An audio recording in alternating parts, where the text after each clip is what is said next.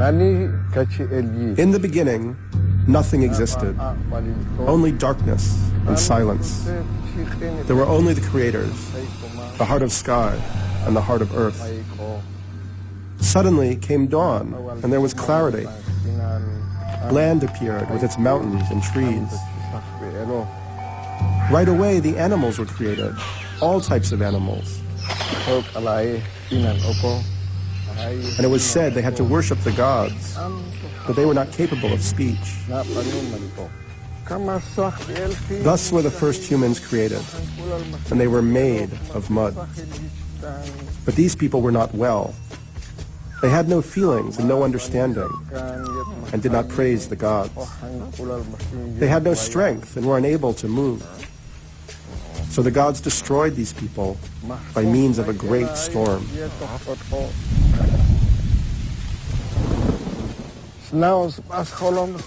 In their second attempt, the gods made man out of wood.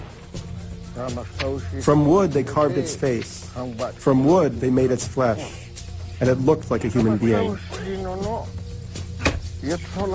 They reproduced and populated the earth with sons and daughters. But the beings of wood walked without direction. They cut down the trees, they killed the animals, and they destroyed their environment. They had no soul or understanding. They were destroyers and did not praise the gods. So death was brought upon them.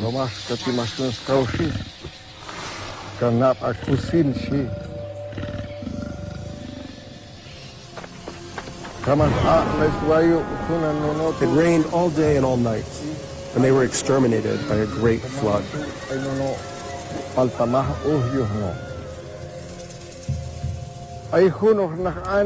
a third try, the heart of sky created human beings out of corn. These humans were placed on earth and were able to see and understand everything that surrounded them. They were able to see long distances and things that were hidden. They were connected to the entire cosmos and were in balance with the natural world. But the gods realized they had given the humans too many powers, so they blew a mist over their eyes. With limited vision, the human beings of corn walked across Earth and reproduced. They slowly moved away from the natural world. They forgot how to praise the gods and how to respect nature. The cycle of time and the era of the human beings of corn is coming to an end. Will there be a new era for human beings on Earth? Can we evolve our consciousness to reconnect with the natural world?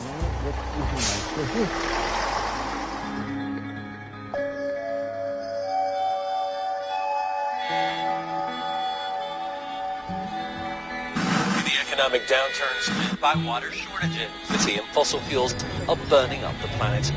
It's just not sustainable. 2012. Humans have become a blight. People don't live on $1 a day, they die there. This is a spiritual problem. I don't know if we can do this. I mean, I don't know. I'm not a fan of consensus reality. We're in a very dangerous transition. I hope things get better. My name is Daniel Pinchbeck. I'm the author of 2 books, Breaking Open the Head and 2012, The Return of Quetzalcoatl. These books were really an outcome of a spiritual or kind of existential crisis I had in my late 20s. At that time, I really felt as if the whole culture I was in was a kind of materialist prison.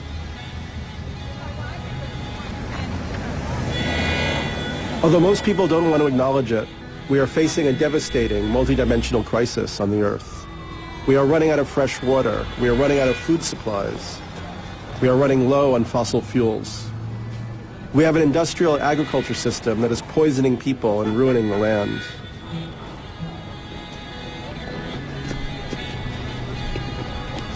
So the crisis we're facing now, I mean, personally, I think it's a crisis of consciousness. We forget to look at the inevitable consequences of our actions as a species.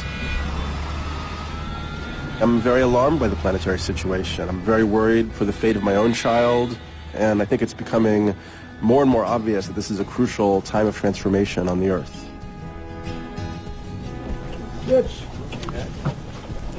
For me, One thing that's becoming more and more clear is how this system can't hold together. I don't know, does that resonate with you at all? It resonates with me. I have 2 children, and when I go to turn on a lamp, I wonder if when they are my age, they're going to perform that same activity in the same unthinking way that I perform it. Is the consumer culture going to exist and function in the same way? What do you think? I really don't know. It's a question. It's a question. You've tapped into that with the subject of 2012. There is some oppression of routine that we feel in our lives that I think makes people attracted to some kind of millennialist or apocalyptic ideas. What do you personally feel about this whole 2012 thing? Well, I don't believe in apocalypse, and I don't believe in the work or the ideas of the people who try to take it in that direction. Those ideas are almost always wrong. And yet, people see turning points. We feel ourselves in a turning point right now. We are at some sort of a turning point right now.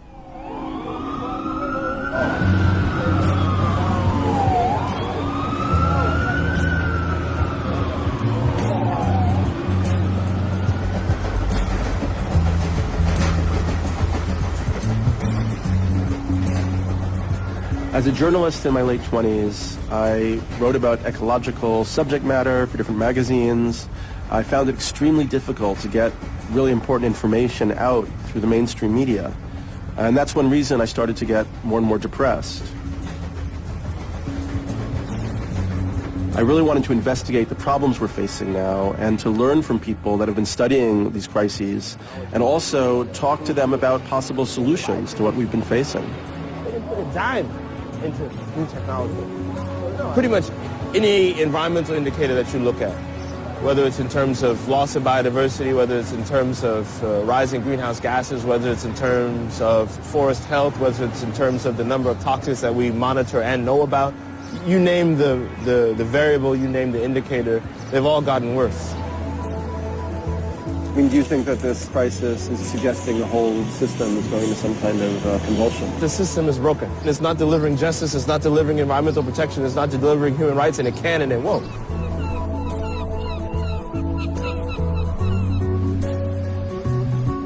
As I got more and more depressed, I began to wonder, how could I discover if there were any other levels of consciousness, any spiritual dimensions to existence?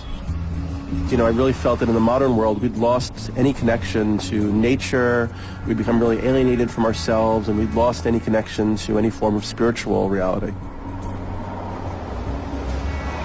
Obviously, there are a lot of different paths that people can take. There's yoga, meditation, prayer. For me, what I remembered was psychedelic experiences that I'd had back in college, because those were the only experiences I ever had where I felt I had beamed into another level of consciousness, perhaps a higher form of awareness. Folks, welcome back. My guest tonight is an advocate of psychedelic drugs. I'll ask if he does drugs, or do the drugs do him, or did I just blow your mind? Please welcome Daniel Pinchbeck.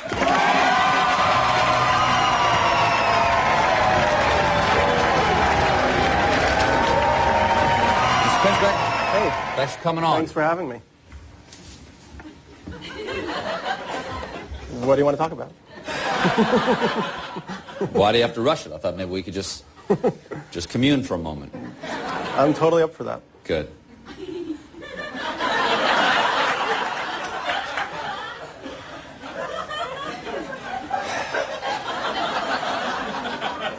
Perfect moment. I think so too. Are you high right now? No, I'm a little nervous. But A little I'm not nervous? high. Okay, okay.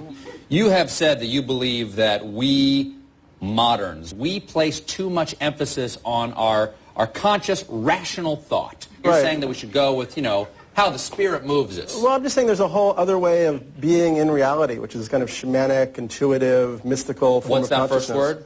Shamanic? Shamanic? Yeah, I mean, that's that a Jewish my word? first book. No, it's... Like, do you have to wear a shmata when you're being shamanic? No. Shamans are kind of like the priests of tribal societies. They Okay. they're like All the visionaries. Like they would go into these visionary states. They would Yes. bring knowledge down and disseminate it to the tribe. Who do they bring it down from? Well, from other worlds, from the spirit worlds, in their opinion. You know? So, from Jesus. Sometimes, yeah. Sometimes? If he's Okay. available, if he's on the line, you know, or it could be somebody else. When I visited these different indigenous people and I went through their shamanic ceremonies, I also began to learn that a lot of these indigenous cultures around the world have prophecies about this time. Most specifically, the classical Maya civilization, which developed in Guatemala and Mexico.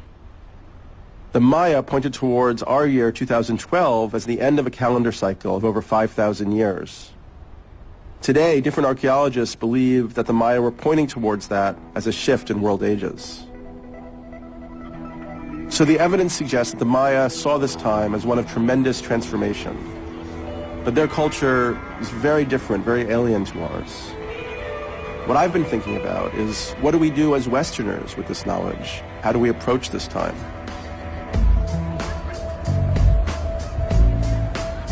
Looking at the indigenous prophecies of cultures like the Hopi and the Maya and the Yucatan and the Maya have the thing about the year 2012 as the end of a great cycle on their calendar. Have you thought about that, or what does it mean anything to you? Well, from what I understand, on 2012, I don't know the exact month and date, but the calendar stops. That might be a symbolic date of when, you know, the gloom and doom begins.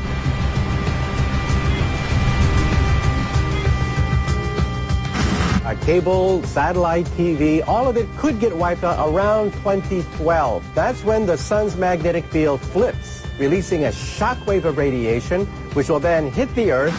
An economist by trade, Gerald Celente, accurately forecasted everything from the stock market crash of 1987 to the bursting real estate bubble. Celente is now saying the U.S. economy will totally collapse. You can't print money based on nothing. It's not even economics 101. It's economics for dummies. Civil unrest, food riots, and a tax revolution by 2012. UN Climate Summit in Bali assumed critical importance. The aim was simple: devise a roadmap for cutting greenhouse gases when the Kyoto Protocol expires in 2012.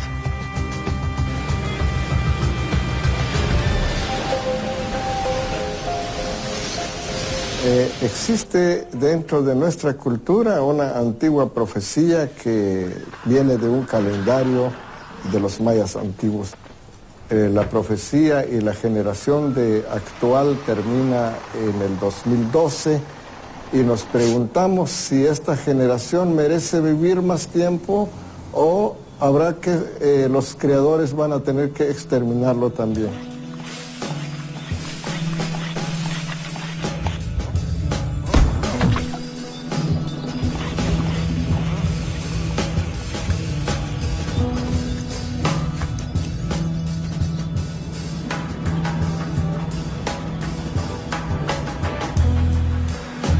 So we had a green revolution in the last century where they increased agricultural yields to feed larger and larger populations. Can you explain that a little bit? The Green Revolution did more to disconnect people from their land, pollute water systems, deforest the earth, create the very monoculture, the antithesis of biodiversity, and create an incredible amount of dependency on corporations. To supply seed, to supply chemicals. There's only one green that came out of that revolution. It's that green paper stuff that people get, a lot of corporations get to put in their pocket. They completely ignored the biology that's in the soil, turning a living system into a dead system. I think our consciousness really is changing, and the more we start to realize how embedded we are and the very thing that many people have been trying to destroy, the more we realize how what we do to the earth, we do to ourselves.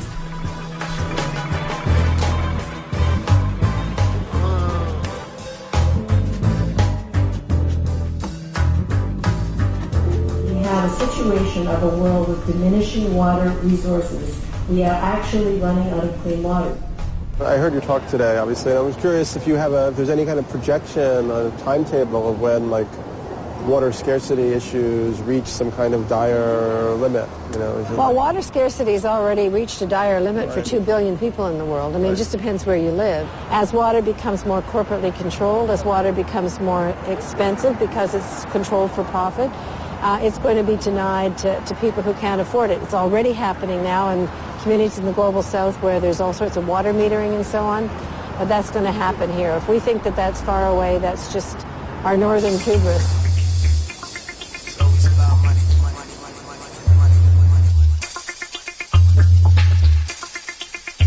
Water's the next oil. You can go for 3 days without oil. Try going for 3 days without water. Oil billionaire T. Boone Pickens has been gulping up water rights in Texas to sell it back to consumers. I know what people say that, well, water's a lot like air. Do you charge for air? Of course not. You shouldn't charge for water. Well, okay, watch what happens. You know, the powers that be, they have gotten so greedy that they like to say, to hell with it. We're going to commit felonies to feed our greed even more. It be the root of all your evil. A papa bigger than your ego. Brings the worst out of the best people, makes you lose your mind. Telling you this shit ain't funny. Folks will play you for a dummy. Talking about that money makes you lose your mind. You're losing your mind for what? For the dollar sign. It's out of control like children out in Columbine. You're selling your soul cause you got not a dime. Call it crime, we're hitting rock bottom line. Talking about that money makes you lose your mind. It seems like of all the people that I know, that you are in a unique position at this moment in time, because in a way you've been sort of preparing a whole paradigm of thought around this kind of financial crisis that we've now entered. And I'm kind of curious, why did you think that this would happen? Well, this is a structural crisis. You will not be able to solve climate change with the current money system. You will not be able to address the unemployment within the current money system. You will not be able to have the aging, the whole issue of pensions and all that whole social contract cannot be held. Okay? All monies, all conventional national monies are of the same type. It's bank debt. It's created through people borrowing from banks, whether it's people or governments or corporations. That's when money is generated. So we have a monoculture. Well, it's kind of predictable that monocultures are not very reliably stable systems. The smallest little unexpected thing, and the whole thing falls apart. They have no resilience. There is no resilience. The best way to understand it is, well, let me start with a metaphor. Imagine a car without brakes, and the steering wheel is unreliable. And when you crash, I say you're a very bad driver. Nobody wants to question that the machine was actually a problem. It doesn't matter how clever a driver you put in this stuff, in these conditions, you're going to crash. That's what happens at the money system. Let's assume that you fire all the bad people and put a new team back in that car with a bad steering wheel and no brakes. I'm predicting that they will break their neck again.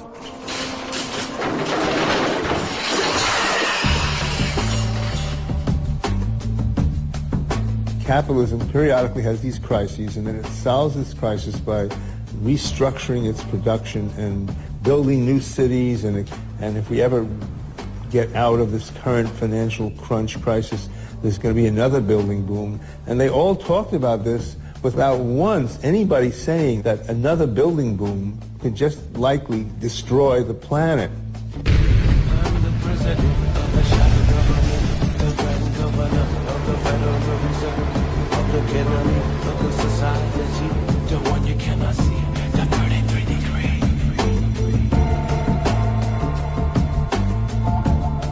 One of the things that, what's wrong with our civilization is the past is constantly vanishing. But it's part of this foolishness of sort of linear transformation that we're caught up in.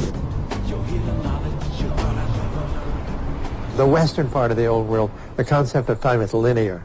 It starts somewhere in the past and it goes in a straight line. The Maya thinks cyclically.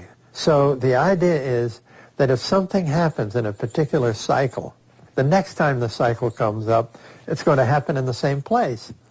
And again, on into infinity. It's a series of barbershop mirrors in which you're just seeing reflections all along. So the prophecy and history become the same thing. There's no real difference between the past, present, and future. Siempre existe un principio maya donde los abuelos dicen que el futuro es solo el reflejo del pasado conocido, que nuestros abuelos, primeros abuelos mayas, observaban el paso del tiempo, observaban el comportamiento de la naturaleza, los cambios que se dan en los diferentes ciclos de la vida. De hecho, sabemos que ahora mismo, en este tiempo que estamos en el espacio del no tiempo. Entonces lo que va a pasar en el 2012 es que las personas van a entrar en un tiempo donde se van a dar cuenta del irrespeto que hay hacia la tierra y también la falta de respeto que hay hacia la vida. Well, when you say that most people are aware that the system is out of control and that it's environmentally moving towards destruction, I mean, if that's the case, why don't people just start doing something? Well, for a number of reasons. It's intellectually very difficult to grasp. It's emotionally extremely difficult to grasp. But more important is the fact that there's nothing in the history of the world comparable to the way in which consciousness is controlled in today's society. And after all, it's capital that says nothing is sacred. If you can't monetize it, it drops out of capitalist calculation.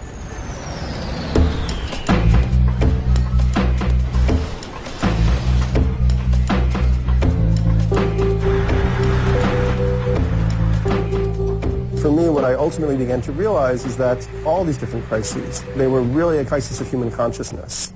That our unconscious activity had inflicted all of this stuff on the planet, on nature, on other people.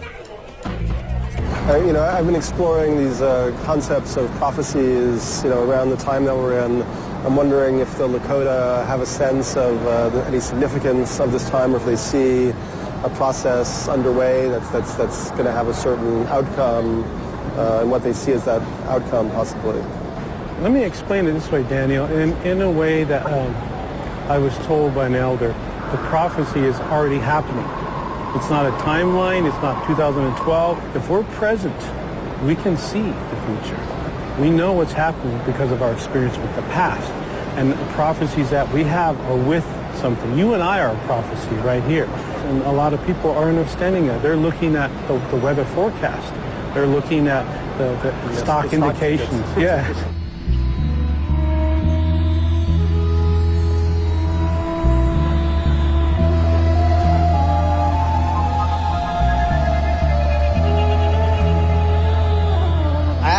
I'm really a strong believer of the Bible. Like, the books of Revelation is definitely happening. I don't know how crazy it is going to get, but I mean, just from watching the news and watching everything, it's pretty nuts, I think that there's tremendous expectations, and there always have been throughout history, that some event is going to erupt into history. And that sort of leads into a wider area of concern about 2012. The Christians talk about Jesus is going to come and, smite the sinners and save the saved, and the UFO contingent says our alien space brothers are going to show up in mile-wide ships, and, it'll all be good after that. But in a way, we're shirking our responsibility, to expect that that's going to happen. We can't be chosen people. There's no such thing. That, if you're chosen, then that leads easier to a redemption, evil and good, a salvation point mentality. Can you explain your concept a little bit? Yeah, salvation point mentality started with religion. Religion, somebody else is going to come and save you. So we've given our power away to somebody else to fix the problem, and that to me has nothing to do with personal sovereignty. And we give, our power away in order, we'll train them to protect us. When we forget how to do all those things ourselves, because that's the way of this society. Is remove your power and give it to something or a system so that that system can take care of you. Now, that's spiritually lazy. Jesus ain't coming. The saucers ain't coming. I mean, maybe they will, but it is nothing we can count on. But in the meantime, we have to be realistic, and we have to, really work seriously on this global consciousness change. Do you think there are any lessons to be learned today from the ancient Mayan civilization? Well, I think it's pretty well known now why the classic Maya civilization had a downfall. The Maya had certainly increased their populations beyond the carrying capacity of the land, given their mode of agriculture and everything. They had almost all the forests cut down. At the same time, their warfare increases tremendously. It's like when a species goes extinct, it's usually not just one thing that's happening. It's a whole lot of things coming in at the same time that it simply can't recover from. And the Maya could not rebound from this. Consideramos que el 2012 es un tiempo de coyuntura y por eso es que es importante hacer una reflexión para el género humano. Es el ser humano el que está forjando su propio destino. Western civilization at this moment is a loaded gun pointed at the head of this planet. We must come to a screeching halt now because we are barreling toward the brink of ruin. And the only thing that I have ever seen that turned anybody around on the dime was psychedelics. When I explored psychedelics again, I got fascinated by the work of Terence McKenna, who talked about the history of human involvement with psychoactive plants, how they shaped culture, religion. McKenna advocated that you could actually make these explorations for yourself rather than just reading about them in books or other people's testimonies. And ultimately that really inspired me, and it gave me a sense of permission to have these experiences. Certainly I encountered a lot of resistance. My mother was not happy about it. My friends kind of laughed at me. But ultimately, I took from McKenna's work the sense that it could be done and that you could actually grow and benefit from the experiences.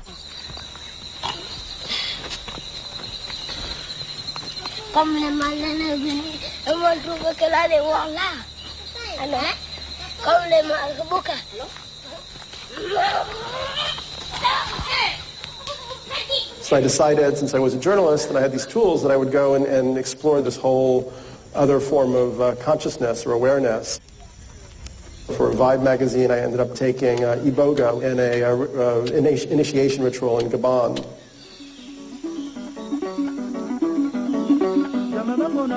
So Iboga is a root bark, and it was definitely like the worst tasting thing that I'd ever experienced. I just forced myself to eat as much of it as I possibly could get down, and even the king was ultimately impressed. He said that the journalist has eaten much, so then I was like freaked out. Like, well, I've eaten too much? Am I going to like die here?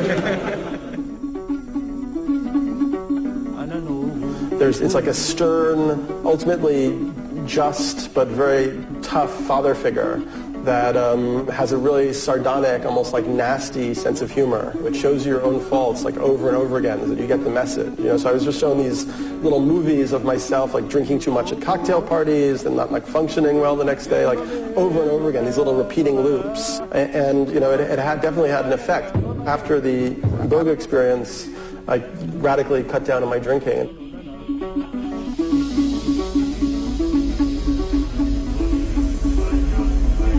The main thing that struck me from that experience was one of the shamans said that when he looked at me, he could see the spirit of my mother's mother hovering over me, and that she had died recently, and she was protecting me. She was still possessive, and she was stopping me from seeing different aspects of the visionary worlds. And it was a very, for me, a very interesting comment, because actually my mother's mother had died in the last year, and she'd actually been the only grandparent that I'd even known. And I hadn't talked to anybody there about my family background, or this was just not information that anybody in that group in Gabon would have had access to. So it was one of the first experiences or indications I had that shamans are actually capable of accessing this kind of, this other form of knowledge, this other form of awareness where they bring in information that you couldn't access through ordinary channels.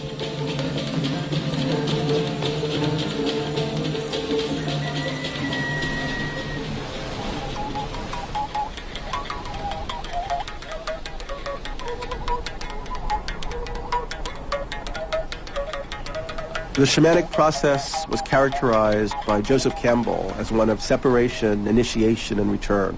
And what happens is that the shaman, the candidate, goes away from the tribe, he risks himself on a vision quest, and he receives new ideas, new myths, new information. Then he returns, and the tribe celebrates his return, and they integrate these new visions. I think since the 1960s, many people in our culture have gone out, they've taken the shamanic journey, but there hasn't been a good way for them to return to the culture. When I went on these shamanic journeys, they really had a transformative effect on me. They gave me a much deeper sense of my own agency, my capacities, my responsibility, really. I remember when I went down to the Amazon for the first time, and I visited the Sequoia, small tribe in Ecuador, and took ayahuasca with them. On the way, we passed through these huge areas where the forest had been cut down after oil companies came through. And it was really at that point I realized how unsustainable and even suicidal our culture was.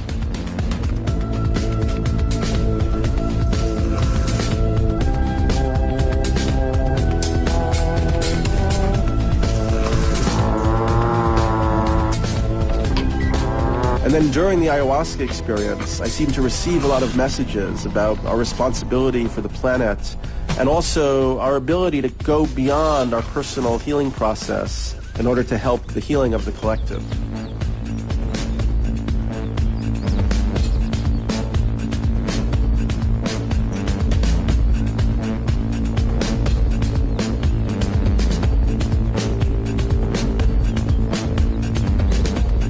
Had you already started the Rainforest Foundation when you had that ayahuasca experience, or kind of like, was that one of the inspirations? It kind of happened at more or less the same time. I went to the rainforest before that, before I'd had the ayahuasca experience, and I suppose has informed our work since then. How did you even find out about it? I think about 20 years ago. I was in Brazil, and I met somebody in Copacabana, and Trudy and I, my wife, we got in the back of his car and we mysteriously led out of Rio through the favelas into the jungle. There's a big church, and we handed out this brew, and Trudy and I looked at each other and said, everybody's drinking it, so we did. I drank it in one, and then after about 40 minutes, there's something coursing through every cell in my body, like an intelligence searching everything. And I am wired to the entire cosmos. I look at the ground and I see a crack in the ground, and then inside that crack there's a little flower growing, and it's my brother. Everything. And I realize for the first time this is the only genuine religious experience I've ever had. It is communion, this direct access to the Godhead, whatever you think that is. I have no idea what it is, but there's definitely an intelligence, a higher intelligence at work in you during this experience. If there's a message that psychedelics deliver, particularly ayahuasca, it's that we have to wake up. We have to wake up to what we're doing to the planet. We have to wake up to this notion that we're separate from nature, that we own nature, that we can exploit nature, we can toxify it, we can pollute it, and we need to move more toward the indigenous perspective that we're stewards of nature. We're part of nature, and we need to listen to the messages that nature is bringing us, and they're all over the place, I mean, you just have to look.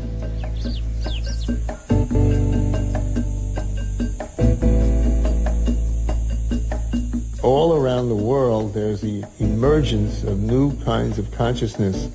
This ecological crisis that we're going through is potentially a unifying force. The potential in this time is enormous. And as you say, it's a time for transformation, and as you say in your book, apocalypse means uncovering. It doesn't mean necessarily disaster. It means uncovering of reality. So we're facing reality, and I think we can only really welcome that and be optimistic about it. The time frame toward 2012, I don't know, but I do believe that there's a very short time frame here.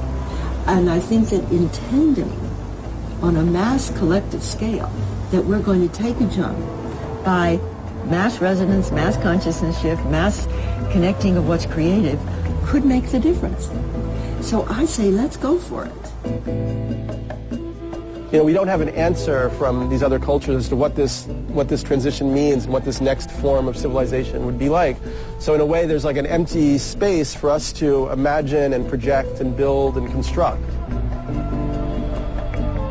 This question of what will happen in 2012 may just be the wrong question, and we should just be really asking, you know, what are we going to do? Like, what can we bring about? What type of change can we bring about in this time?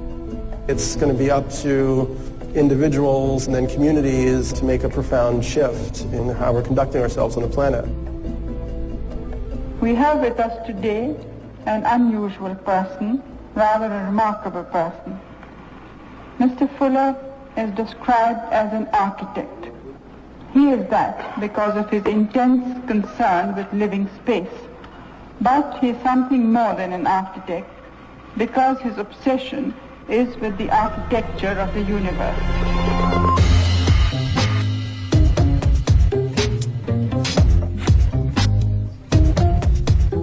I think that with some kind of final examination as to whether human beings are qualified to take on the responsibility we desire to be entrusted with.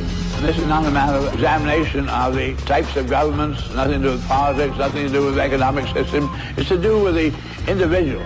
Does the individual have the courage to really go along with the truth? Can you just define Buckminster Fuller, like who he was? Yeah, he was he was often called the Leonardo da Vinci of the 20th century. He took a real intuitive thinking process and applied it toward looking at the Earth as a complete, integrated whole system. There are a couple of things that just in the simplest way Bucky did. And the one that got me was in a little book called Utopia or Oblivion. And it was this phrase, we now have the resources, technology, and know-how to make the world 100% physical success for everyone without taking it away or destroying our environment. Just that idea shifts the worldview. Our resources, we now use them the way we've designed them.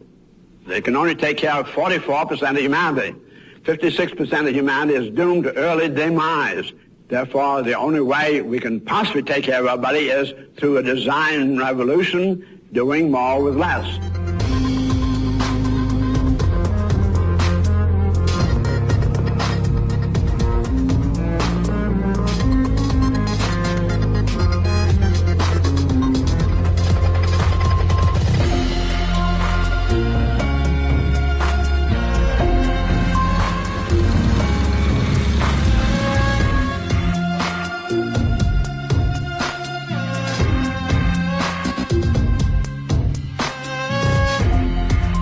I'm not trying to imitate nature, I'm trying to find the principles she's using.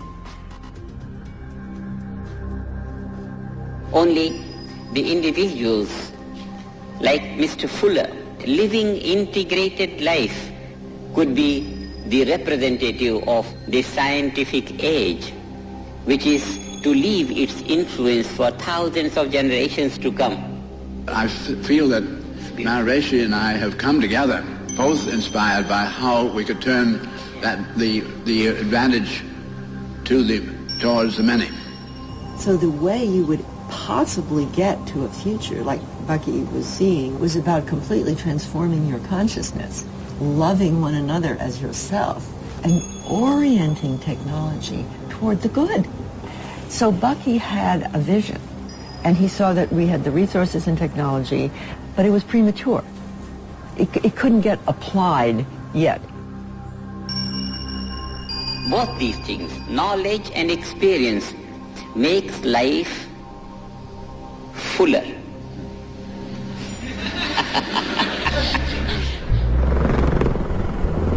One of the things I've learned about being part of this movement for the last 40 years is that we have seed ideas and we plant them. And sometimes it looks like they're not going to work, but they're growing behind your back, so to speak. Many of us in the 60s, 70s, 80s, and on have planted these viable seeds.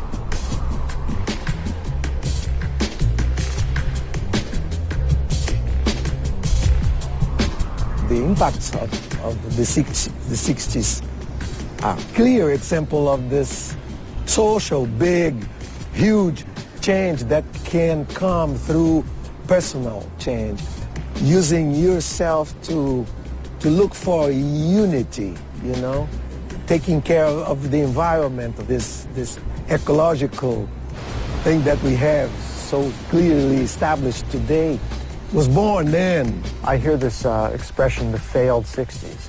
The 60s didn't fail.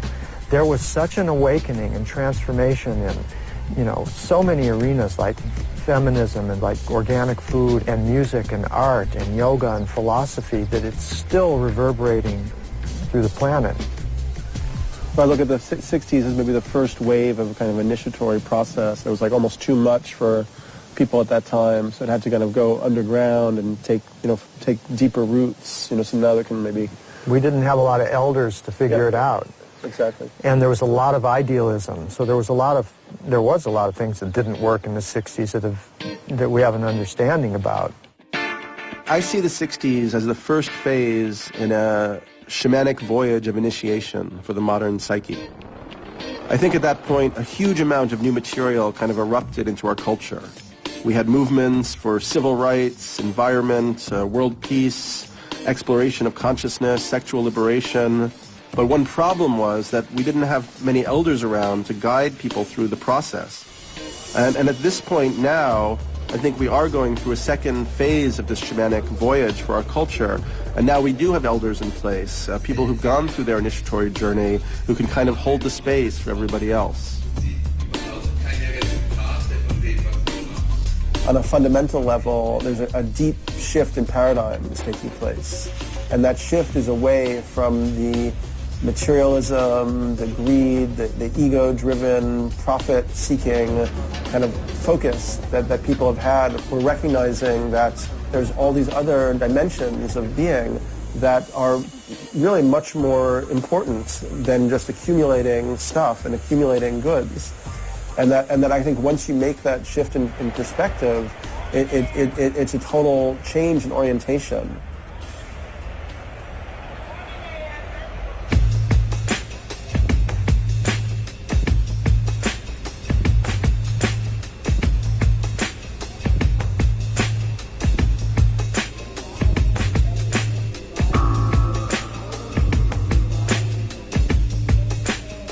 In the Western world, our body went into a frontal plane monoculture.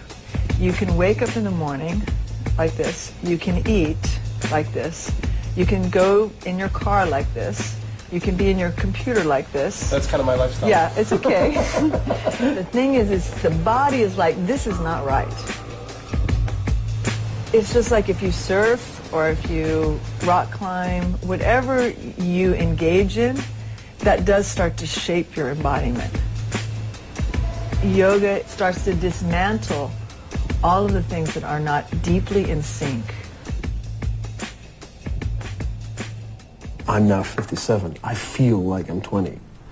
I think largely through yoga, through being open to experiences rather than closing off and saying, I'm now finished.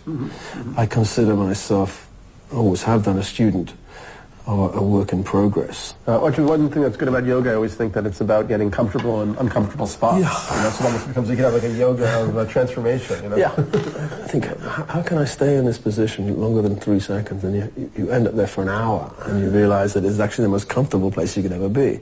But it's just that initial resistance to change, any change. We don't like it, but it's essential. That's how we progress. We put ourselves out of the comfort zone.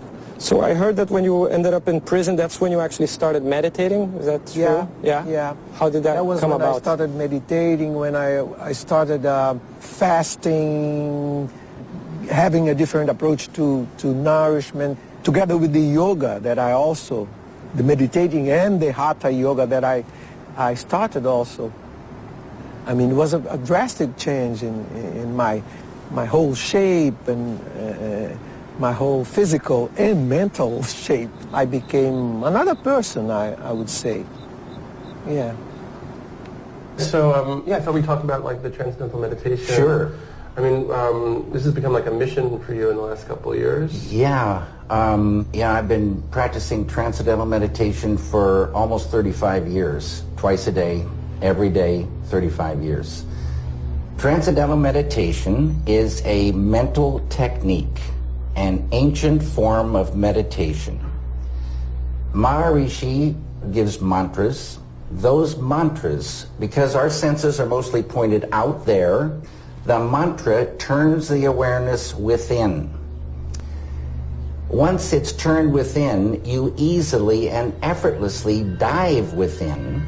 You transcend and experience pure consciousness. Whatever size ball of consciousness you had, it begins to expand. And associated with this deepest level are qualities, all positive, infinite intelligence, infinite creativity, infinite bliss, infinite energy, infinite love, power. I had so much anger and a lot of tension and stress like everybody, and after just 2 weeks of diving within, this anger, and it went so naturally, I didn't even realize it, but my first wife comes to me and says, "What's going on?" I say, "What are you talking about?" She said, "This anger, where did it go?" From the experiences I had in meditation, I really felt peace could happen.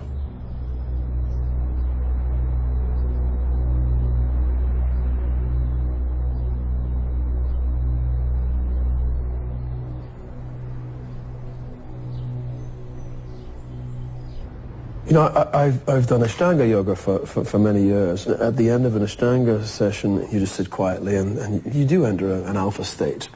It's not as, for me, it's not as profound as the ayahuasca experience. Nonetheless, I can see how, by extension, you just keep doing that and you can get to the same place, the same way you can do by fasting or meditation or whatever. But we're all going to the same area of the brain where we access this idea of the eternal, and that's really the goal.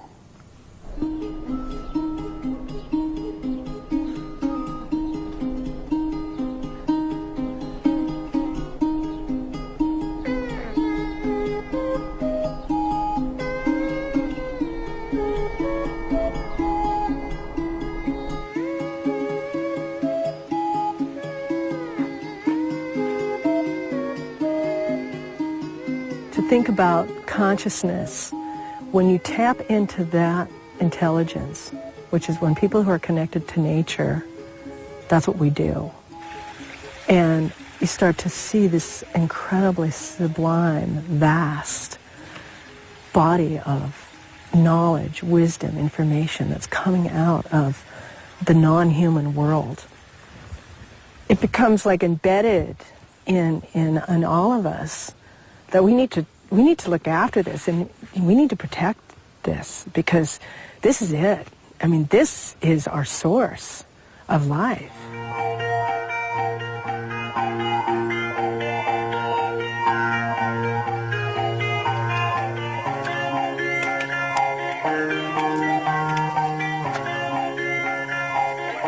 I just was out at an intentional community in Oregon studying permaculture. Can you tell me why you took it and what the vibe was like that the people? Yeah, I decided to go because I had just finished a period of, I'd say, a pretty substantial transition in my life. I think what I really needed to do when all that was over was just really connect myself to the ground and And when I got there and just, you know, one of the first days into it, I was like shoveling goat shit. And it felt so good. It was like, this is exactly what I want to be doing right now. The system of permaculture it's like a design science. You know, it's rooted in observation of natural systems. It's about think first, observe, taking what you see, you know, read the signs of nature, and then do. Because a lot of the agribusiness is like do, and they don't think about what's happening. There's a set of principles and techniques and strategies, all very practical. What are the basic principles? Well, things like, you know, supporting biological diversity would be one. There's also things like how many functions can you get out of everything you do? And if you have a pond that, you know, cleans water, you might be doing aquaculture. A greenhouse you might attach to your house, and it heats and cools your house. It grows food. It might also process gray water. It might harvest roof water. It's a functional design. But I have to say, like, just thinking this out loud, in a way, like if I travel around, I think of these huge populations, millions and billions of people. I mean, most of the people on the planet are now probably being fed through the monoculture agriculture system. You know, when I come to visit a permaculture settlement, it's like much smaller, much more intensive, much more particular. But it doesn't seem intuitively to me that, you know, what's going on in these settings could feed those masses of people. The issue that you're talking about is all these vast amounts of, you see all these huge, you know, corn and wheat and soybeans. You know, those communities are not eating that food. When you have a diverse farm like what we have, our yields are much higher.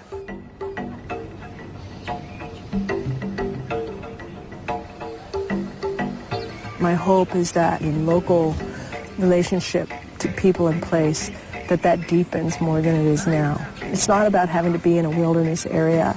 You know, Cuba, the majority of the food was grown in the cities for the whole island for years. A lot of food can be produced in small space. The water can be taken care of very, very nicely.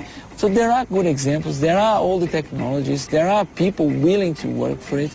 It's just a matter of start doing it and reaching that changing point, the peak of the consciousness.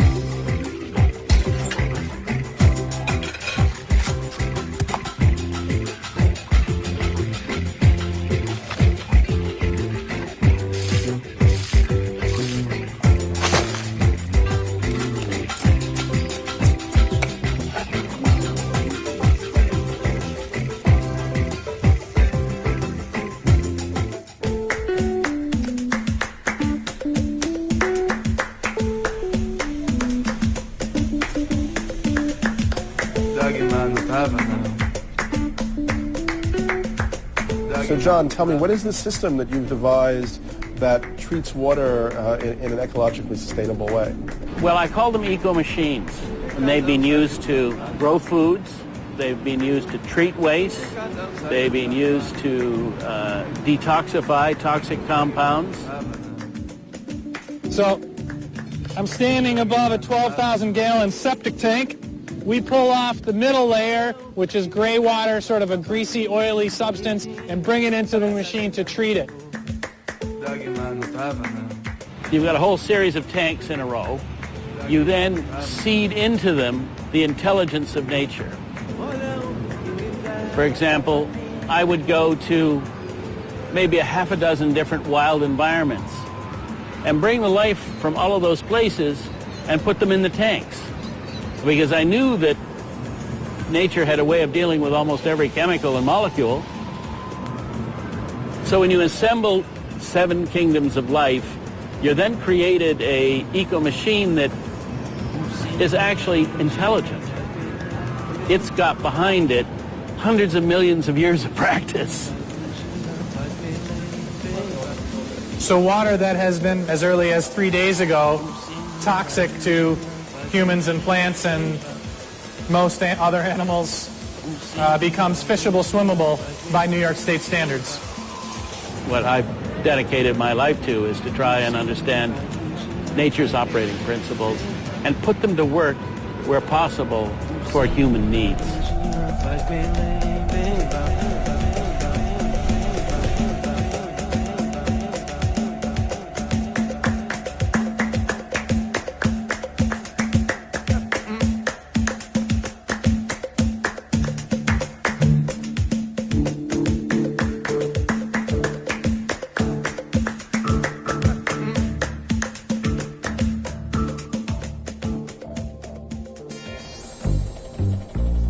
We all know the Earth is in trouble. I often wondered if there was a united organization of organisms, otherwise known as uh-oh, and every organism had a right to vote. Will we be voted on the planet or off the planet? I think that vote is occurring right now. I want to present to you a suite of 6 mycological solutions using fungi, and these solutions are based on mycelium. You've been speaking recently and sort of discussing how mushrooms could help save the world situation. You know, how could us making a more conscious symbiotic relationship with fungus kind of help us leach out toxins and so on? Well, what few people realize is that fungi and the networks that they produce, which is called mycelium, is the fine fiber material that is virtually on all land masses of Earth. And what people have been, and scientists in particular, have been slow to recognize is how critical these fungal networks are to ecological stability. So many habitats are threatened and they struggle to respond, and what these fungi do very quickly is remove the toxic barriers that allow then these communities to thrive a lot more readily than otherwise would occur. These are pictures of oyster mushrooms, which can be used to break down oil that's collected on mats like these, which are made of human hair. Whether that pollution is E. coli based, whether it is toxic chemicals from industrial sources, a wide variety of pollutants can be captured by the mycelium that can then detoxify it. In the course of that, lead to habitat restoration.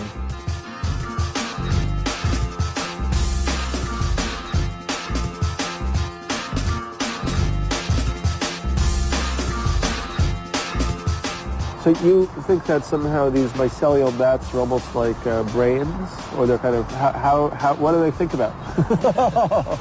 I think the mycelium is a neurological network of the planet. It's in constant biomolecular communication with this ecosystem. So if you take the mycelial mat in eastern Oregon, 2,200 acres in size. What is so cool about these mycelial networks is that if they encounter a pathogen, for instance, at one side of the network, and they can articulate a response in producing a novel antibiotic, that information transfers throughout the entire network. And so the organization of mycelium, of the computer internet, of neurons, they all conform to the same archetype that is governed by string theory. I believe that this is not accidental. The mycelium has developed it, our brains have also developed it, and their invention of the computer internet is an inevitable consequence of us repeating a previously successful paradigm.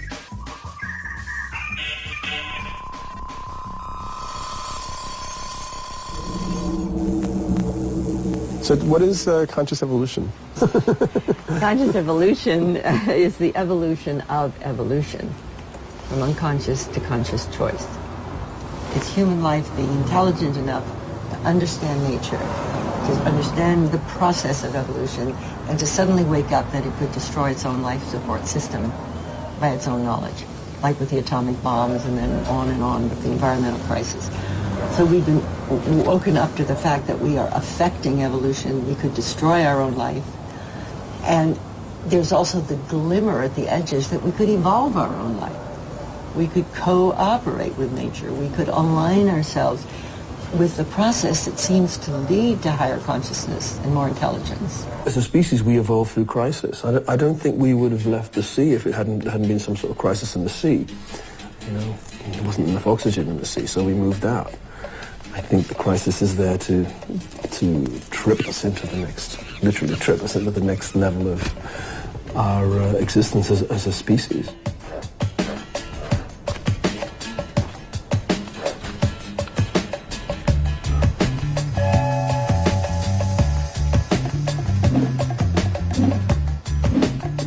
So I'm very interested in concepts from Peter Russell, who's looked at how if you look at successive revolutions in human culture, society, and consciousness, they seem to happen exponentially faster in linear time.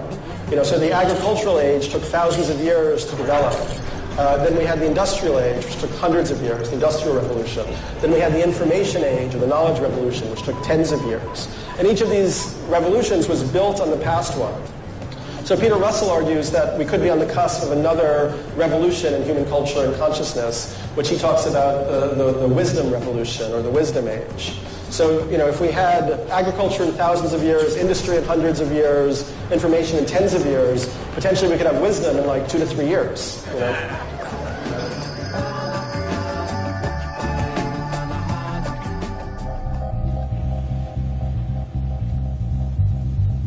Right, throw it away before you even got a chance to.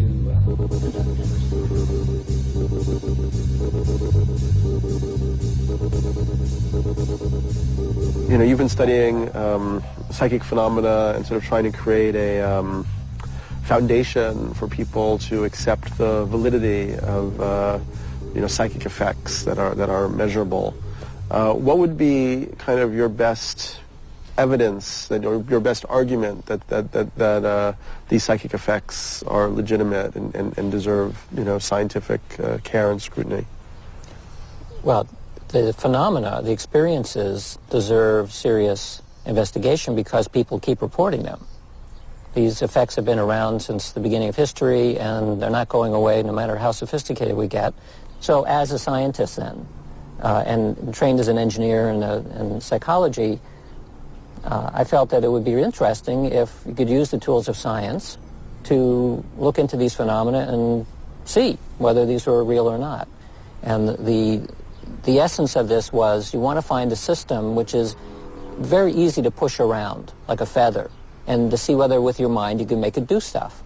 So you can create a random number generator, which is like a coin flipper, and see whether or not asking somebody to try to make more heads than tails, would the device do that?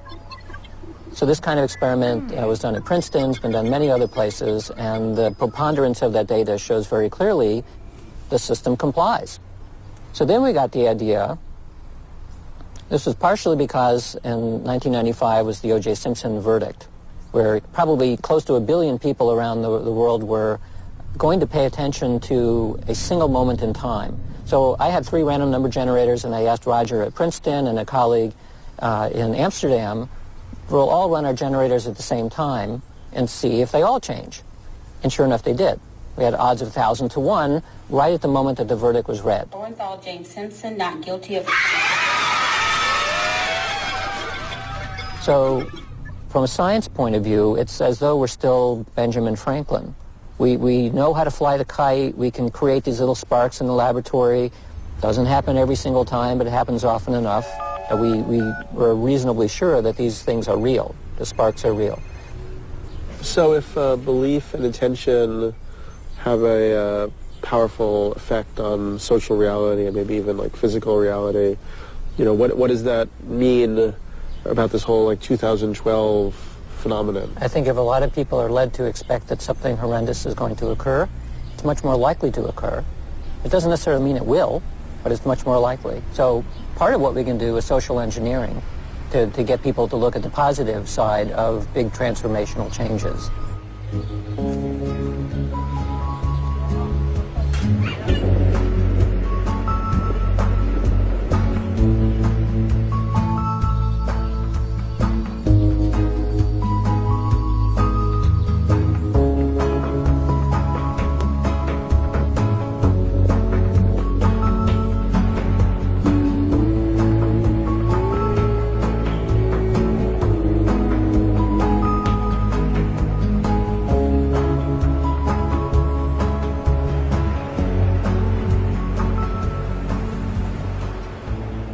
The economics we have now is you grow, and that's how capitalism defines health. Last year at the Bali Conference on Climate, nobody talked about city design or city structure at all. It just didn't come up.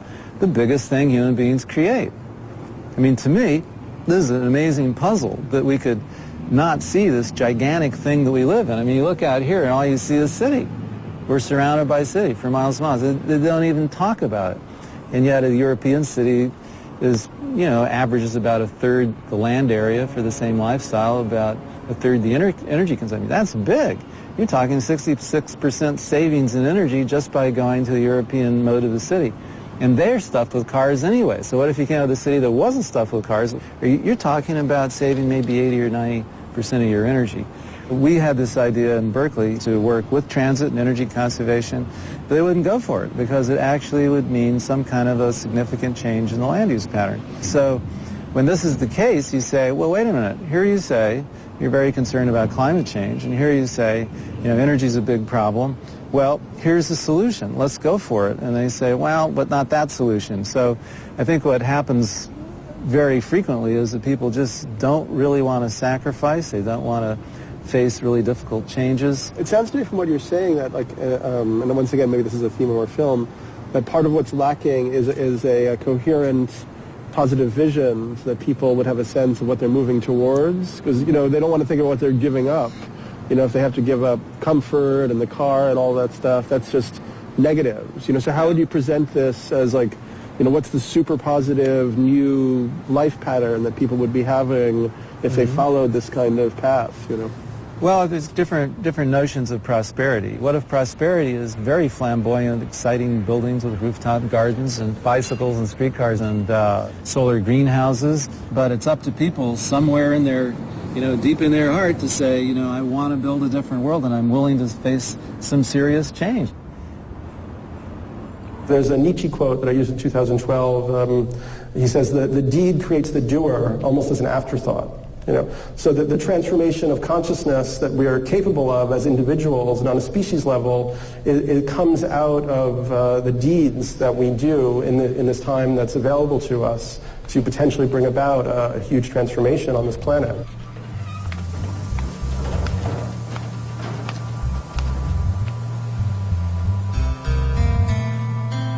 I've seen a lot of very wealthy people that spend a lot of time never sharing, who are on a spiritual quest.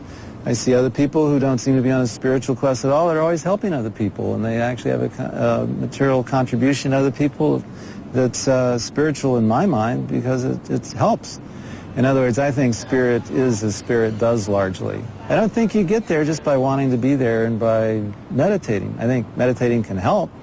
I think many things can help to enhance, as a discipline, your recognition of where you are and who you are and when you are in the world.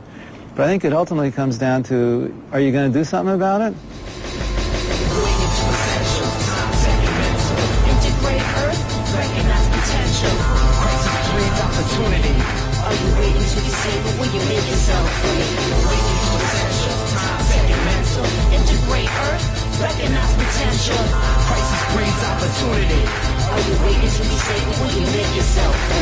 Although I think it's really, important to recognize the spiritual and psychic and consciousness aspects of this transformation, I think that we do actually have to address it viscerally, materially, technically, and sustainably.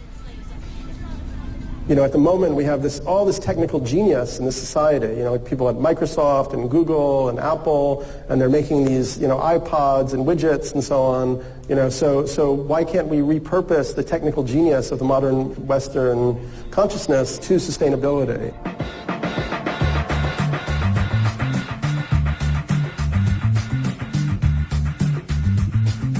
My name is Ryan Martina. I've been working in the area of battery and energy technologies. Electrical power is political power. This is what my couple of years in DC taught me. A pyramid structure. And so I became dedicated to figuring out how to change that pyramid structure and flatten it.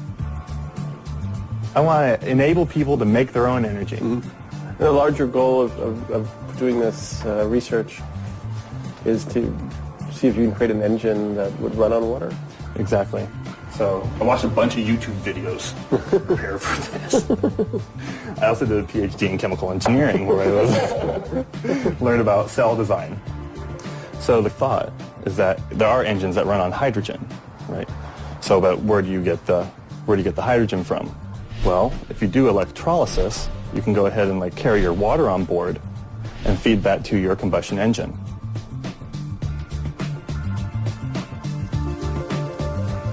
No chance that we could like blow up here or anything like that? There is. Add a little tap water, LA City tap water. Throw the power on. We're at 5, 6. Now we got some bubbles going. Do you believe that a engine has been created that runs entirely on water at this point? Absolutely. We can go ahead and run that little scooter on this system right here. So despite all the problems we're facing, this really is an amazing time. We're seeing that through the internet, new ideas, new information can spread incredibly quickly. Someone can create a new invention, put up a video about it. The next day, 30 million people can see it and potentially make their own version of it. We're seeing all these new ways for people to come together and collaborate. The social networks on the internet, I think, everybody is now linked together almost constantly. And in a sense, it's as if we're becoming a global tribe. In the digital world, they talk about open source as a model. And open source is a way that collaborators anywhere on the planet can connect with each other and work together to build a new piece of software, whatever they need. It's possible that this collaborative model could replace the corporate and hierarchical systems that people have been used to. In the future, we may really enter a new world where manufacturing becomes open source, agriculture becomes open source, even money becomes an open source project. The challenge that we're dealing with gives us the opportunity, actually the obligation in my opinion, to change paradigm, to go to another level of complexity of organization in our society. Right. And doing that with the Stone Age concept of a single currency is just not even part of the matter. You put in one pot all patriarchal societies, whether it's in China, Mesopotamia, the Greeks, the Romans, the Renaissance, and us today, okay? All of them have a monopoly of a centralizing currency with positive interest rates. And that's issued from the top. It's actually a way of extracting resources to the top through interest, right? Interest is actually extracting resources from the people who don't have enough money to the people who have already a lot, right? That's what the definition of the process is. Well, interest is a way of actually, if you want to have some security in life, you need to accumulate money. And you live from the interest, right? So we're talking the greed process. So what's your kind of basic proposal as to how to kind of adjust the basic underlying design principles of the system?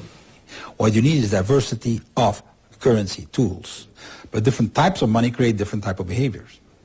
You don't deal with your frequent flyer miles the same way with dollars. Okay?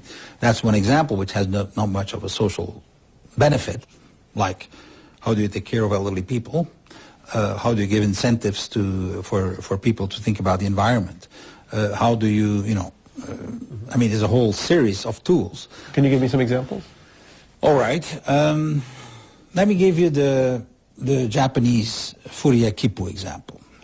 Furiakipu translates literally as a caring relationship ticket. One furiakipu is 1 hour that I spend on helping an elderly or a handicapped person. It's a time-based currency where 1 hour of this kind of services you get into your account. It's electronic, okay? So it's a savings account. What can I do with that? Well, first application is, let's say I have a flu, and well, I give a phone call and someone picks up my kids that are part of the network. It's not just an unknown person, it's someone I can rely on, right?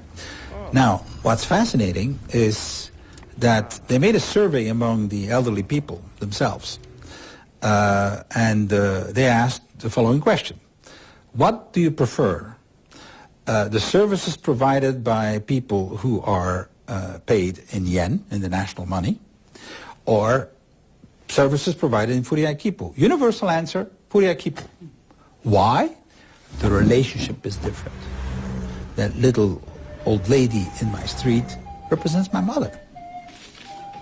So if her rice needs to be cooked a little more, I will do that.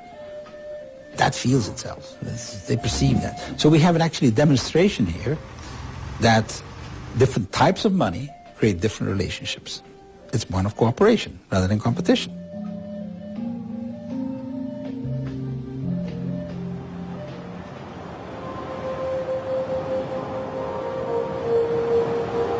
We're all made up of what Earth is made up of, same thing.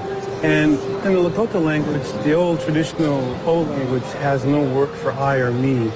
It's based on this concept is your body is in the soul, rather than you have a soul separate from everything else.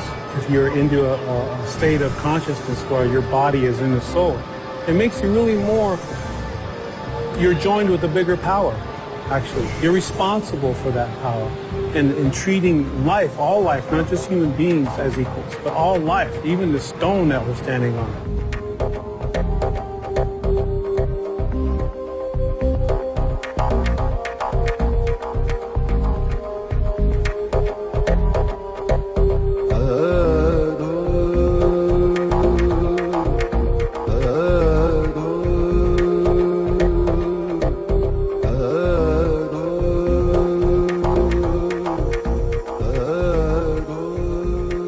It's an intelligent universe, and we have to become more intelligent rather than less. And what we need to do is build those wheels of co-creation and start bringing innovative and creative people from different functions together to look at the synergy of what we already find we can do. Because it's coming together as a whole that we can take the jump.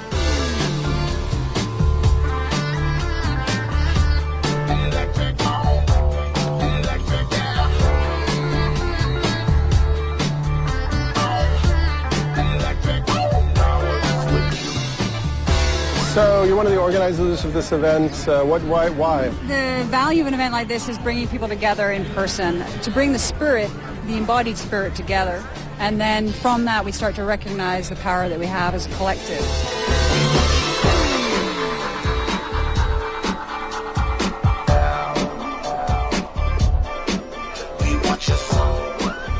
We issue money by lending it into existence. If you start up a local currency, a complementary currency, you don't have to think of it as a currency that's going to be lent into existence by a bank. If you were to harvest all of the rain that falls on a typical brownstone or townhouse roof a year, you'd have enough water to flush all the toilets in that whole 4-story building for a regular, a good-sized family for like 7 years.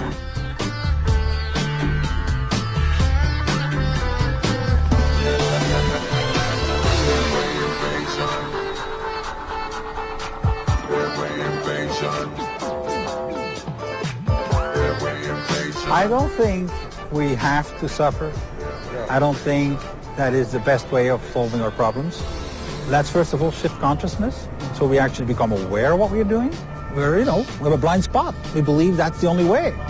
Well, wake up. Wake up. I think there needs to become a generation of people who see cities as scaffolding for living systems. Look at half of these buildings and say, okay, yeah, this is what's going to support what I'm going to be doing.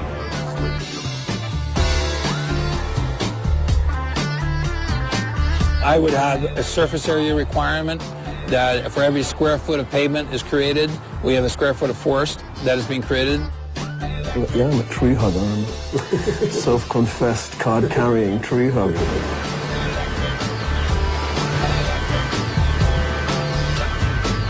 We think that one of the roles of consciousness is to get to a better cycle of consciousness, We have to give our contribution to that.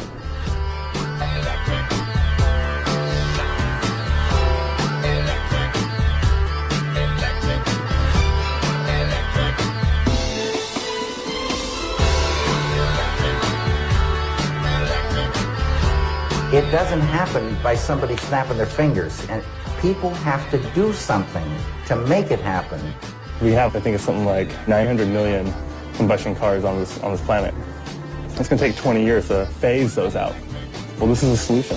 We can go ahead and put electrolysis cells right into gas tanks. What this really shows is, a little bit of imagination can make stuff like this happen.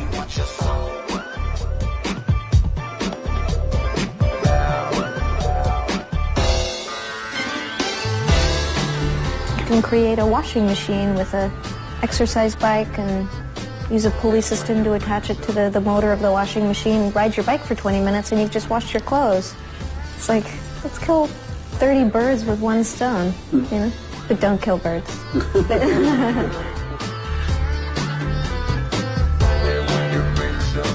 All these individuals are going to add up to a huge mass, and that is certainly going to be very impactful.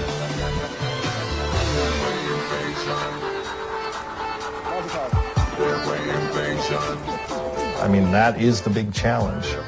I think to not only hear the message, but somehow integrate the message and act on the message. I mean, all these things have existed there in seed form, and now we have a short period of time to make those seeds blossom and flourish. And then I do think we can move from, you know, survivalism or sustainability to a flourishing and thriving global society. Because, you know, nature doesn't sustain itself, it flourishes and thrives, and we're part of nature, so we should do the same thing.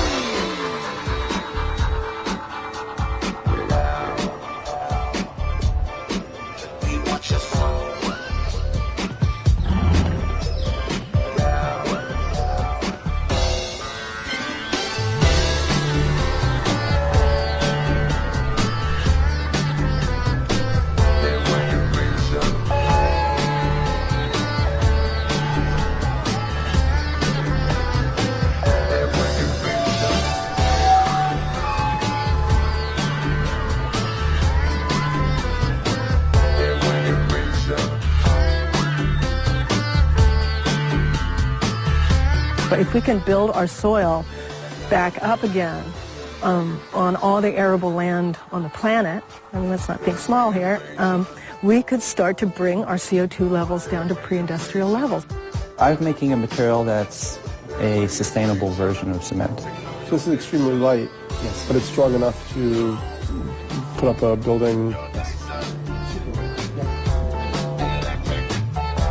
Yeah, what we're doing here is building a system for treating sewage. It actually produces bananas, which is a very economic way of turning a usual problem into a resource. Usually a building, when it no longer functions, it has to be torn down. In this case, all of the components can easily be taken apart and without being destroyed and then reassembled in a completely different way. The idea that a city like New York City could become a farm area. We have all these rooftops, we have all these places that we could grow food. In fact, we have enough area in New York City to grow 80% of all the vegetables that New York City would ever need. Really? How is it? Delicious. I think people are going to get it, and that's what I'm trusting. And then the so-called new world or new hope or whatever they're believing in, it'll be here. It's already here. That's a relief.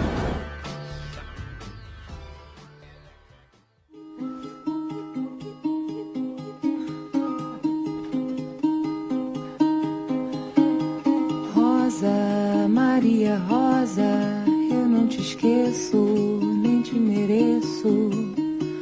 Rosa, Maria Rosa, cê não tem preço, eu tô do avesso, por isso eu vim buscar você de vez pra mim. Rosa, Maria Rosa, eu não te esqueço, nem te mereço. Rosa, Maria Rosa, cê não tem preço, eu tô do avesso, por isso eu vim buscar você de vez pra mim. Rosa, tão dolorosa, são a saudade